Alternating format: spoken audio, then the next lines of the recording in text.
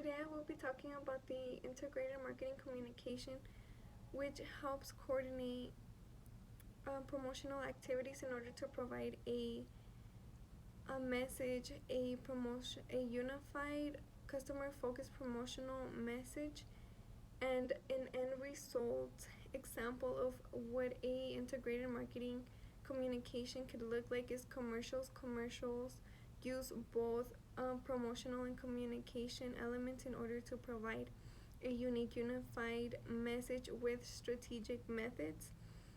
And the development of the optional promotional mix is done when marketers look to perform or act on the blend advertising and personal sales, as well as sales promotion and the public relations, and they do this in order to find the best strategic method that will work for their business.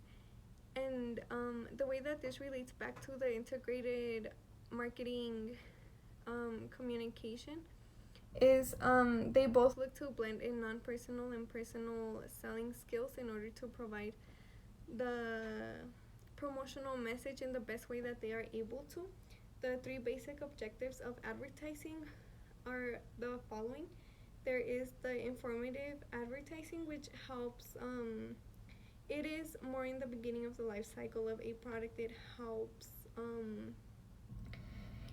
initiate the demand for a certain product or good. Then there is the persuasive advertising. This the objective of the persuasive advertising is to increase the demand of a certain product or good. It's just to increase the demand. And then lastly, there is the reminder advertising. And so what the reminder advertising is, it is just reinforcing the advertising strategies that were already implemented in a product or service, and they do this by keeping the name of a product or service out in the public, letting them know that the product is still available and it's still out for sale.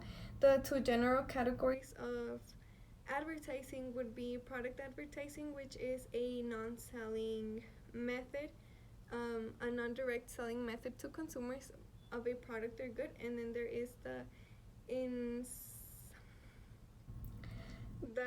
institutional, I believe, the institutional advertising. And this one I feel like would be more related to the mission statement of a company, because it reflects the concept or philosophy or goodwill of a company. So I would say it would be like their goal, like their mission statement, what they look to accomplish. Four major strategies that are good for advertising would be the competitive advertising. Here, products are compared directly in the market to similar products, and this is good because a lot of consumers go based on what product they believe has better qualities and is worth better the price that they are paying for that product. There is the celebrity advertisement. And what the celebrity advertisement is when a celebrity actually participates in a commercial regarding a certain product or service. This helps that certain product or service actually gain recognition, since a famous person is doing the commercial, many people are like, oh yeah, I saw the commercial with like the famous actor, let's say. An example of this could be the many athletes that actually do commercials for many products and services. There is also the retail advertising, and this one usually occurs inside stores, selling inside a store directly to consumers. And that is also important because it allows the availability to consumers of the product to be more ease. And then there's also the cooperative advertising. And then here, what occurs there is that retailers actually share the price of advertising with either wholesalers or and then this can also help increase their profit a little bit, as they don't have to pay as much for advertising. And some traditional methods for distributing messages, such as like the promotional messages would be personal selling. This is more direct contact with consumers, and it is actually one of the most effective ones. I think it is one of the oldest methods that has actually been around. The only disadvantage is that it is time consuming and it could be expensive.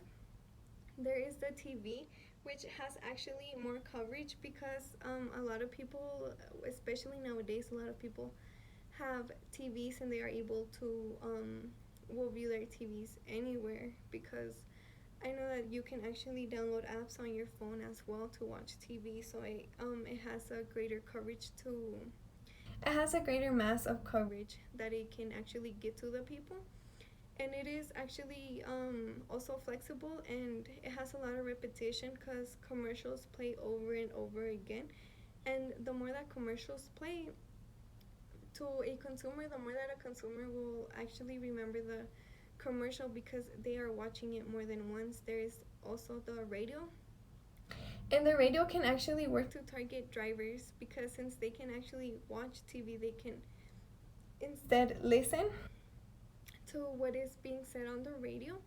It is also low cost and flexible as well, like the TV.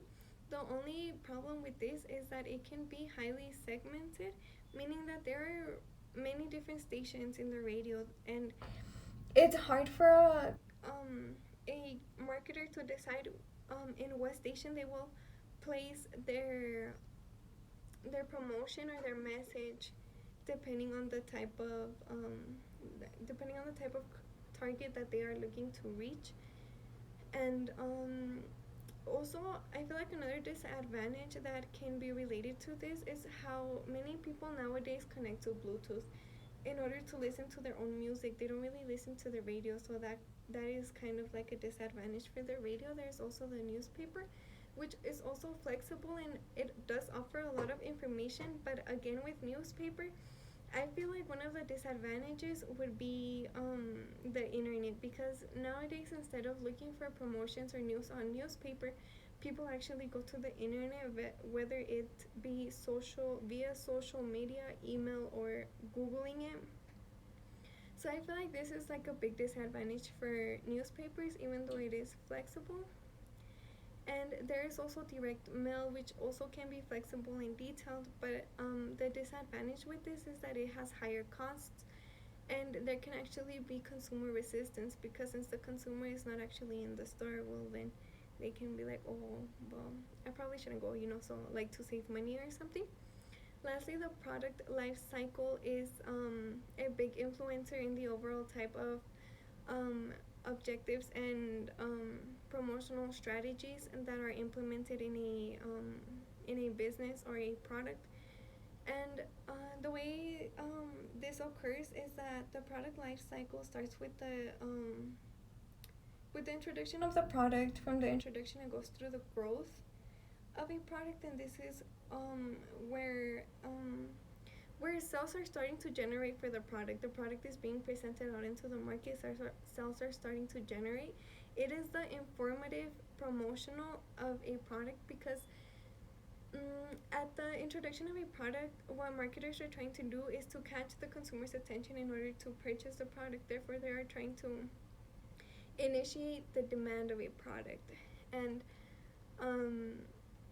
the informative advertising, that's what it does. It looks to initiate the demand of a product. There is the next one is the informative. I do apologize, the persuasive advertising, and this one is known to be universal throughout the whole product life cycle because it looks to increase the demand for a product. And at the beginning, the introduction, you are looking to increase the demand of a product in order to get into the growth and into the maturity level. And then during growth, you're looking to persuade people to buy the product, increase the demand of a product in order to get into the maturity stage. And then at the maturity stage, you still want to incorporate people and like pursue them to buy the product, trying to increase the demand of a product.